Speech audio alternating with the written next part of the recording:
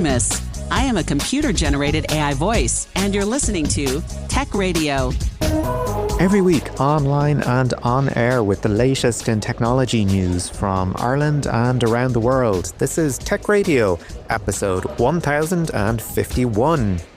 My name is Niall Kitson and I'm flying solo today at the RDS for the 2025 BT Young Scientist and Technology Exhibition. I'll be walking the floor looking for some projects in the technology category that will amaze you. And I'll also be talking with the remarkable young people behind them. We'll also have Anne-Marie Tierney-Leroux from IDA Ireland for a different view on what's happening here this week. I'm wrapped up from the cold, my walking shoes are on, and I've just had my second cup of coffee. So let's get moving. From techcentral.ie, this is Tech Radio with Dusty Rhodes and Niall Kitson, live from the BT Young Scientists Exhibition. Hi, my name is John Bernard Brisonis. Hi, my name is Nikita Bekovs, and we're from Westmead Mullingar, Costa. And you're looking at an affordable solution to something that I think an awful lot of VR mixed reality enthusiasts have, and that's of course the price of peripherals. So tell us a little bit about where the inspiration for this project came from. Right, so me and Nikita over here, we're both gamers. So when we first got our first ever VR headset, we were interested in ways to get immersed into virtual reality. And once we, researched, looked in the web, we realized that it's very expensive. VR gloves often cost thousands to like 10,000 euros. And our alternative costs like 50 euro. So, it's a very drastic difference, So where did the design come from then? I mean, if you're working from a base where devices are extremely expensive, where did you find the technology and the designs to work with? We found that for our project, we 3D printed the parts, and we found the technology from our school. Our school facilitated the 3D printers for us. And where do you think your technology will actually end up? Do you think you'll end up open sourcing it so more people can use it? Or would you hope to sort of maybe establish a company offering this alternative to the likes of Oculus? In the position we're in right now, we see like open sourcing it.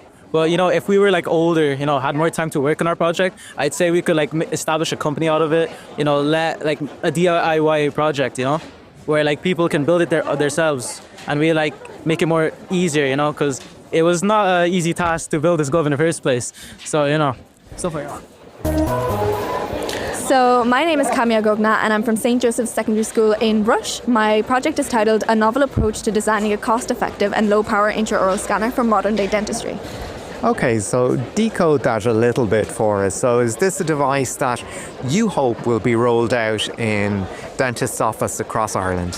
So yeah, intraoral scanners are used in every dental clinic around Ireland and the world, and they're really expensive and they require really complex hardware.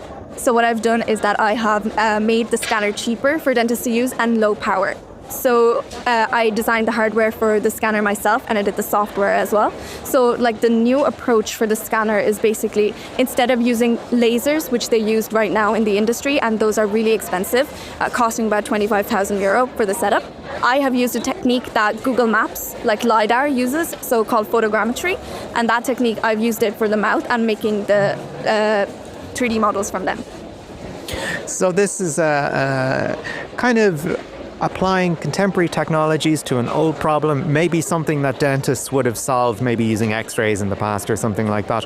So what kind of learning curve do you think is there? Is this a fairly simple piece of technology to get to grips with?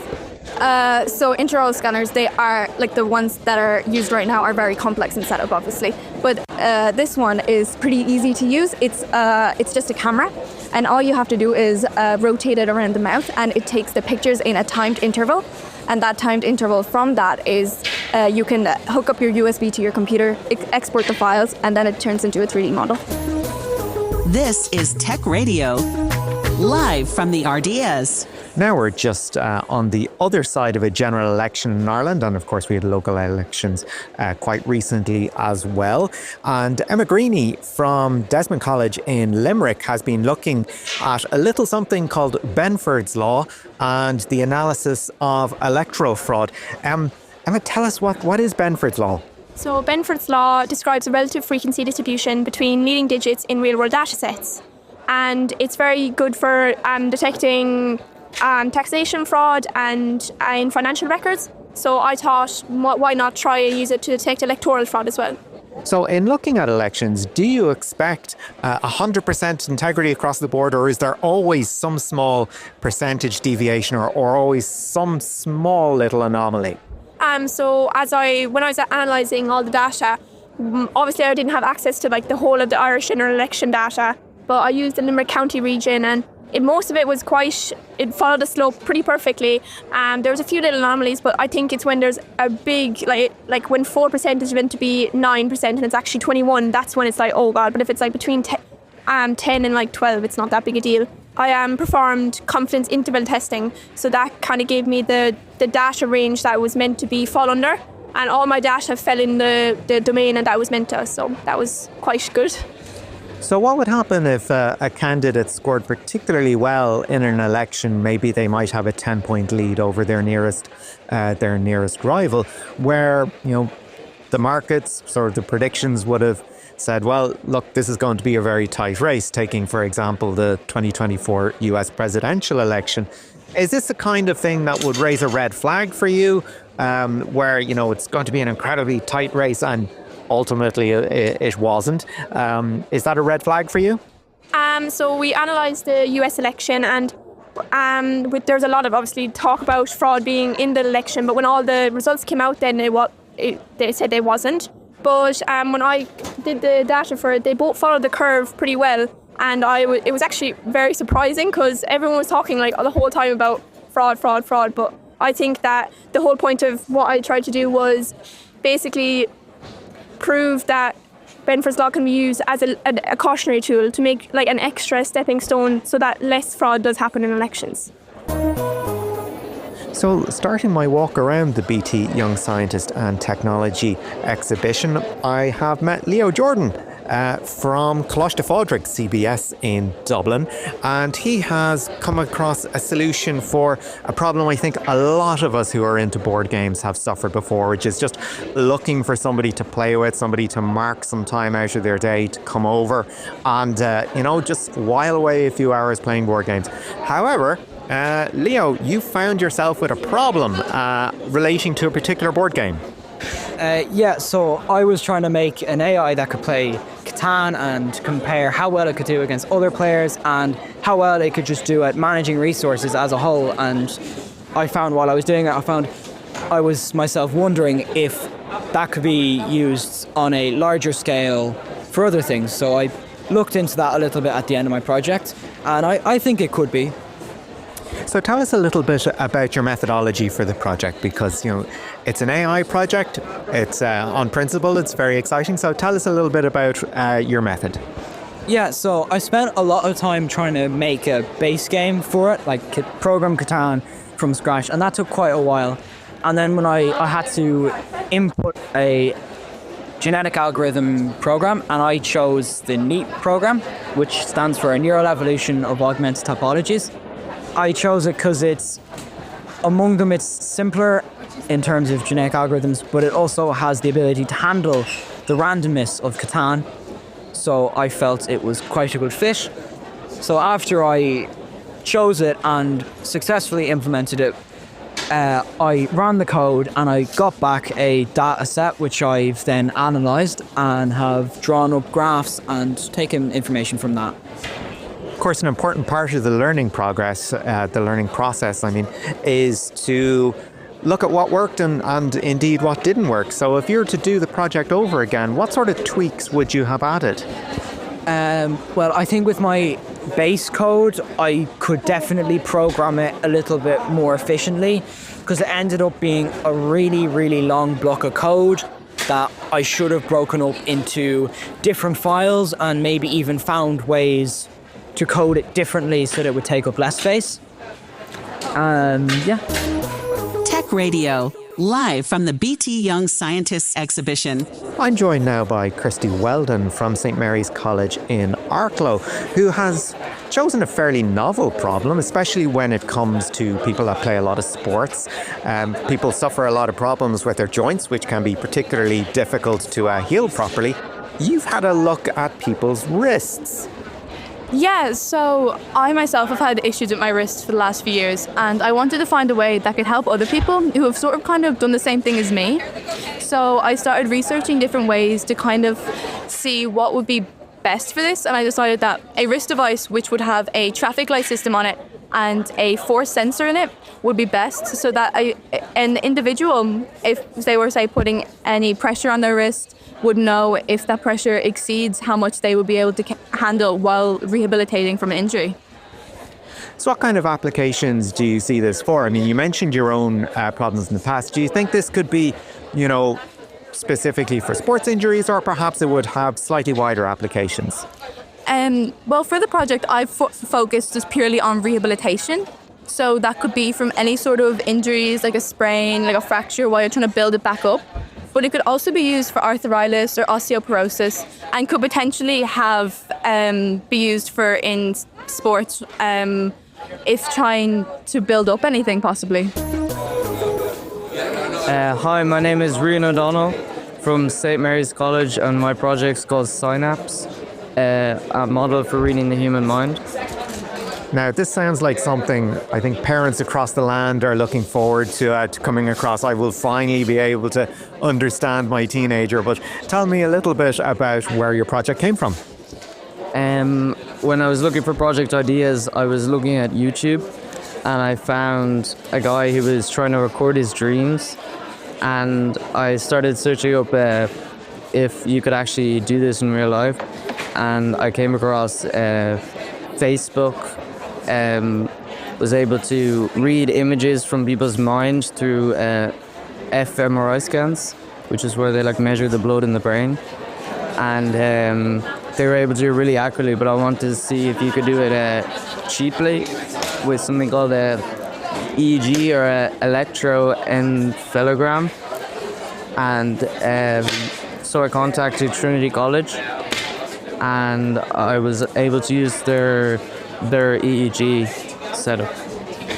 So it sounds like a relatively cost-effective solution for a really interesting problem. So how did you get to grips with using EEG? Did you have somebody working with you to take the readings, or is this something you had to figure out for yourself? Initially, I had an idea to build the EEG myself, but it was way too complicated, so I contacted Trinity, and they helped me record the data. There was a guy called Pat McKeown. He was a lab assistant, and he was really, really helpful in gathering the data, like what settings I should use, helping put the electrodes on my head. Yeah. And what did you find from your studies? Is this a technology we're going to be seeing more of? Are we finally going to be able to decode each other? Basically, I gather the data by looking at digits between 0 and 9, and it was able to detect the number I was looking at 90% of the time, with an accuracy of 90%, without knowing what number I was looking at, just by looking at the EEG scans. So I think it is a very cost-effective way to solve this problem, and it could be used to help people with disabilities, or even to record dreams or images. Tech Radio with tomorrow's innovators today. So I'm meeting now with Eliza Anka Simhas, who is from Loretto Secondary School in County Meath. And she has been looking at a problem that affects towns and cities all across Ireland. And, tell us a little bit about the problem you're looking at and how you want people to actually consider it fun. I decided to make a game to encourage people to recycle and collect litter.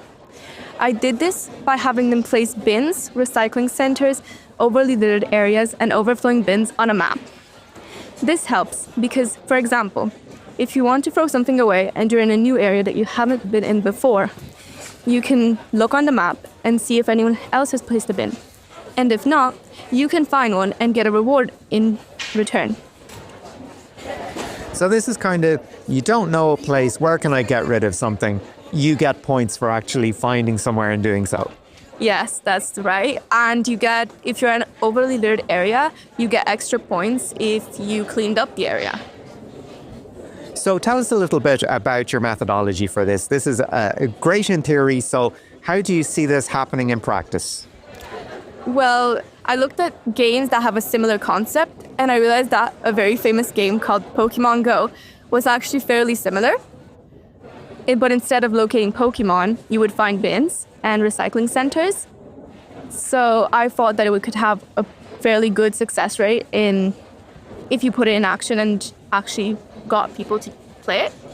And Pokemon Go, of course, having this sort of groundswell and a fan base, if you will. So did you find that would make it much easier for people to buy into playing the game if it's something they're used to doing already? Yes, if I were to actually send this out, that would probably be a fairly good way of advertising it in a way, because it's a similar concept and people might be more inclined to actually want to play the game if it's something they're already familiar with from the past. I am an absolute sucker for a strong presentation at the Young Scientists, and this is an absolutely fantastic effort from the team at St. John Bosco Community College in Clare. The project name is called Smog Sucks, and I'm joined by Michelle Shannon and Adam Hare. Now, for those, of course, on audio that can't see what I'm looking at the moment, there is a giant flue. There are coordinated caps and there are coordinated uniforms going on here as well. So first of all, Michelle, whose idea was the fashion choices? Our mum and dad came up with it there at home. They said that we needed something that would grab attention, so they got us the high-vis and the overalls. Well, it worked. So Michelle, tell us a little bit about where the idea for the project came from. So we're below at my granny's house when we seen an article from the Clare Champion basically saying about like air pollution and smog, and we obviously knew it was a huge issue as it was. So we were going to enter in the BT anyway, so we said we'd take that idea and come up with something to solve it. So Adam, tell us a little bit about your solution. I mean, you've got a very impressive bit of gear here on your stand, so take me through it. Yeah, so we designed a filter that will clean the smoke by using a water to spray it on top of the smoke to clean the dust particles and the particulate matter coming out of the chimney. So we have a motor on the bottom with water coming up through a pipe. It sprays water inside the chimney using a spray nozzle. It cleans it and it comes down a white pipe and the cycle keeps on going. So Michelle, it's a fairly elaborate solution from what I can see. How long did it take you to put this together? It took us a few months between the research and like building it, obviously. So yeah, it was a few months. So Adam, lastly, who do you think will benefit from this? Is this something that potentially we could see in homes everywhere, or is this maybe something you're looking at businesses to embrace? Well, yeah, everyone can suffer from it. Like, it's harmful. It causes many illnesses. Like, so yeah, everyone could use it. Like, in fairness, like, just because it's harmful. Like, just to save lives, really. Back in a few minutes, right? Okay. This is Tech Radio, live from the RDS. Of course, the BT Young Scientist and Technology exhibition is a meeting of minds, but it's also a meeting of businesses and state bodies in the form of the Executive Leaders Forum, which is going on Thursday as well. This year's title is Fostering Talent and Empowering Innovation. Now, for some, the BT Young Scientist and Technology exhibition it's not just a competition, it's a launch pad. And Vice President Enterprise Technology IDA Ireland, Anne-Marie Tierney-Leroux, is here to discuss that with me. So, Anne-Marie, BT YSTE is arguably one end of the talent pipeline that we're interested in. You're kind of interested in looking at the other end. It's how this sort of talent can be leveraged and fostered by particularly multinationals. So how do we keep as many young people within that talent pipeline as possible? Clearly, this is a really important event in the context of the young talent, and that's what this week and today is all about. However, from an IDEA Ireland perspective, we need to work with companies to ensure that they collaborate and work with HR directors, with their leaders of innovation, to ensure that we are producing the right level of graduates and to ensure that those people that we have working in companies are a right fit for the talent skills of the future. And I guess that's really important. So we're seeing the beginning of the funnel here, but from an IDEA perspective, we're interested in people when they come out of college, when they go and look for their first jobs, when they go and seek their internship programs, and looking at how they can grow and scale within multinational companies. So it's definitely a marathon, not a sprint. And it starts right here at the very early stages of development and growth with young people. So when we're looking at getting people through that pipeline and into those multinational organizations, is there a one-size-fits-all approach, or do we have to look at different strategies for technologies or life sciences for the social sciences? I think there's a commonality across industry sectors within Ireland in terms of deep tech, deep skills that are required for both technology, for life sciences, for medical devices, manufacturing, for example. So I think there are some high-level commonalities that must be borne in mind. And I think some of the academic institutions, the universities, the institutes of technology, leverage those commonalities when they're looking at bringing together course content. So there's not a one-size-fits-all, but I think some connected thinking across academia can certainly help to be able to produce course content that allows graduates or people to go on courses and programs to enable them to be match fit for going into industry, despite no matter what the industry sector is. And obviously they can specialise after a certain period of time, but they're in the early entry period. I think there's commonalities from an industry perspective, and I think enhancing collaborations across those areas will certainly help longer term. I think match fit is a great way to put it. So let's look at Ireland's position as an innovation hub. One of the recurrent criticisms of Ireland's relationship with tech firms is that it's all about tax, it's all about the money. However, in looking at Ireland as that innovation hub, is it a matter of selling Ireland, or is the talent already here? Is it already working? And it's very much a case of, you might think so, but it's what you can't be, what you can't see. Yeah, look, I think it's an important point in the context of this week. There's over 1,800 multinational companies here employing over 300,000 people. Of those companies, many are undertaking deep research and development projects in Ireland at which innovation is at the core.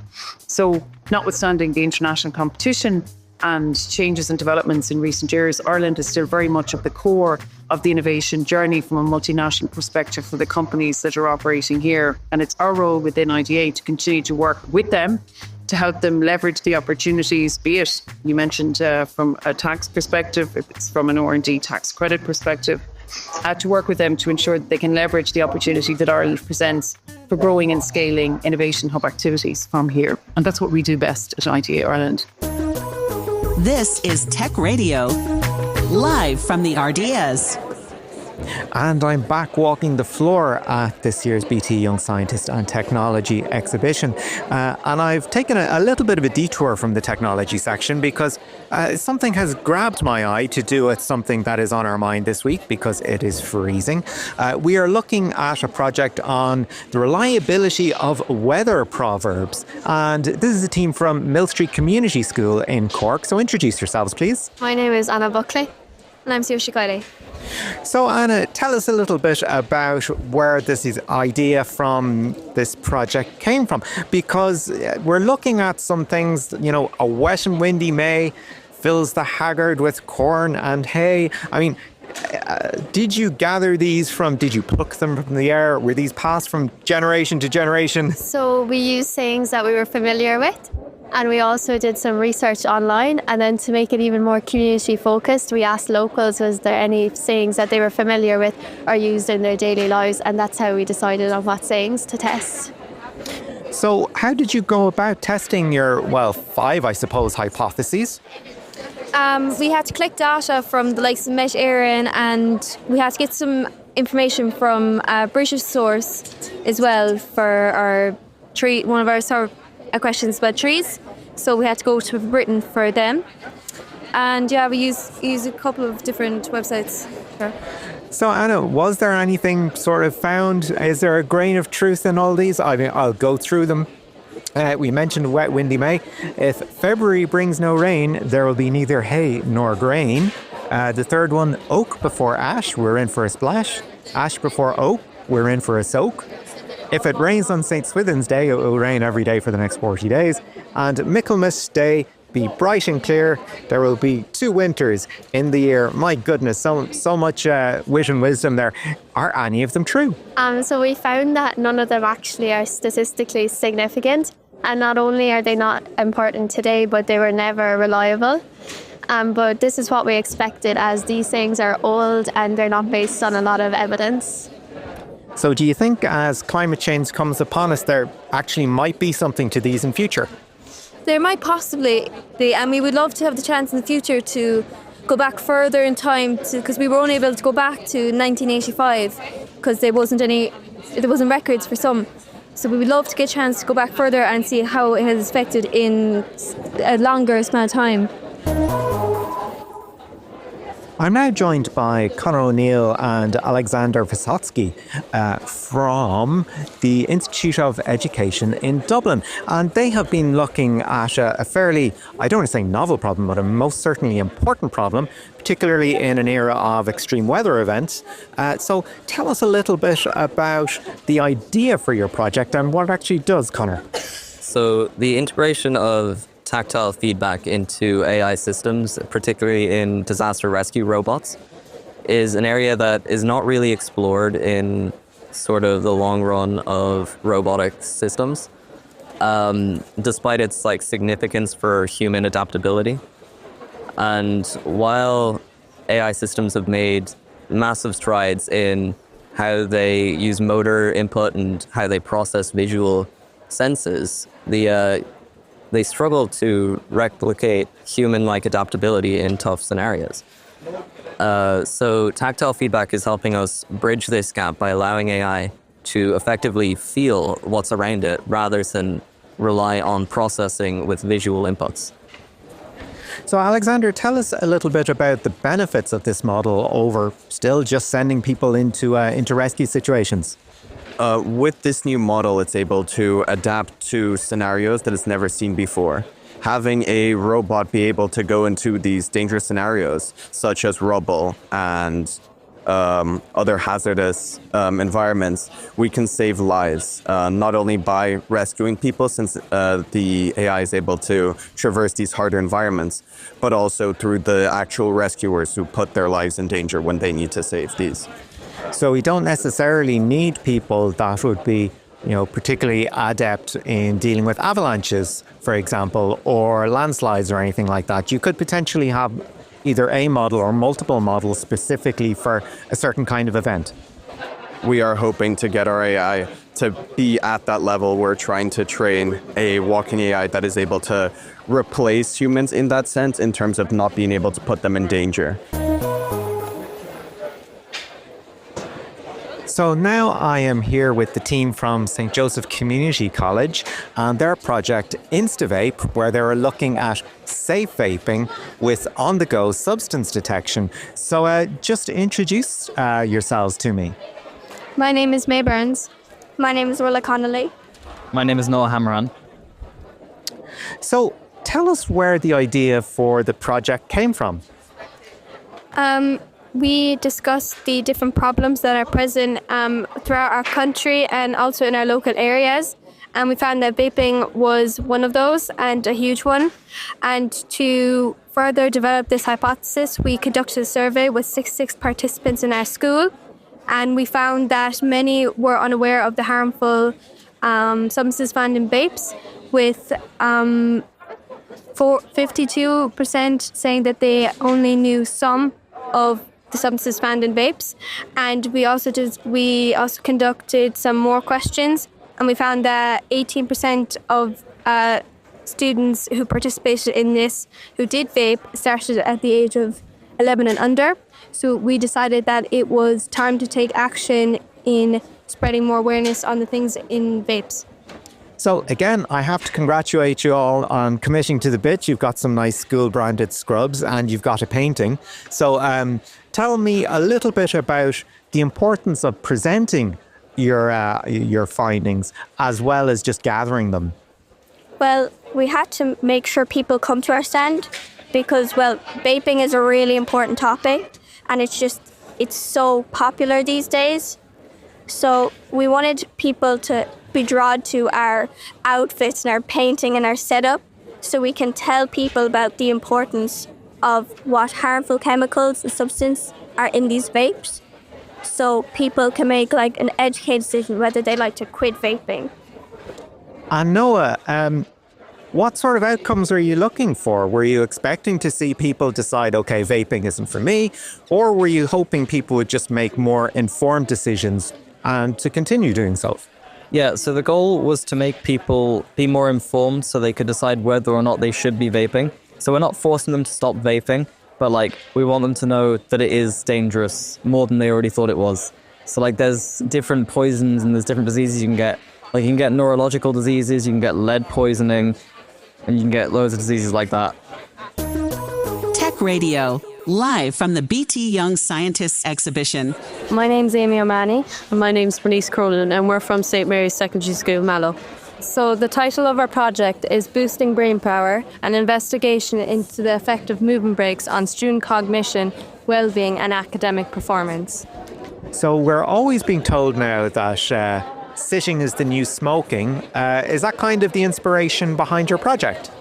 Well, we were kind of motivated to explore this topic after observing how students become less engaged after sitting down for long periods of time. So I suppose you could say that that would be true. Like, we definitely observed in our own school that we'd be sitting down in class and we wouldn't be getting breaks and we'd feel tired and we just needed that refresh for the next classes because you just can't concentrate. Yeah. So the longer the lesson, the progressively worse your energy gets. Yeah, definitely.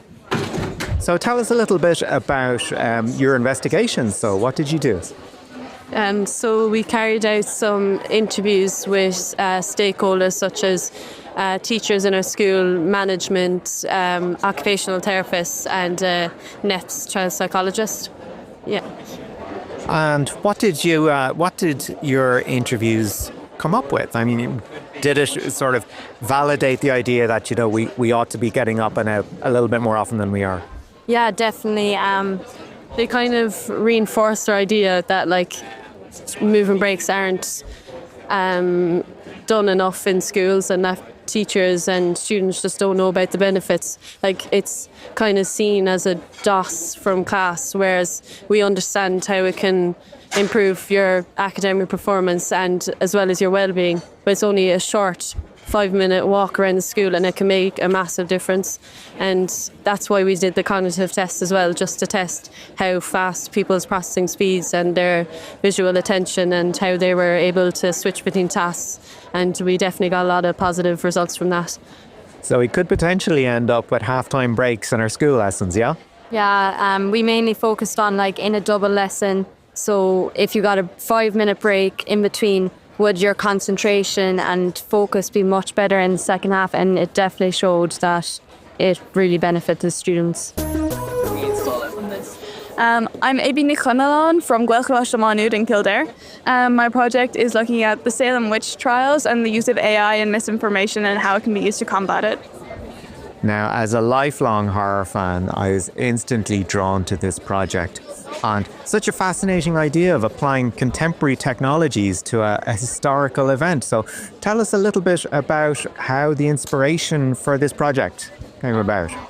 So I visited Salem last summer and I was immediately fascinated by the history, and I'm quite interested in psychology, so even the whole psychology behind hysteria and groupthink is kind of why I found it so interesting. So I decided to do this project because I kind of wanted to do something about what I was interested in. And the way AI can be used to spread misinformation is really interesting, which is why I asked ChatGPT to come up with these posts about people who are obviously no longer alive, and in a time where misinformation was probably very prevalent, but not in the media. So, and I also asked it to kind of analyze the results it gave me and see what the language it came up with.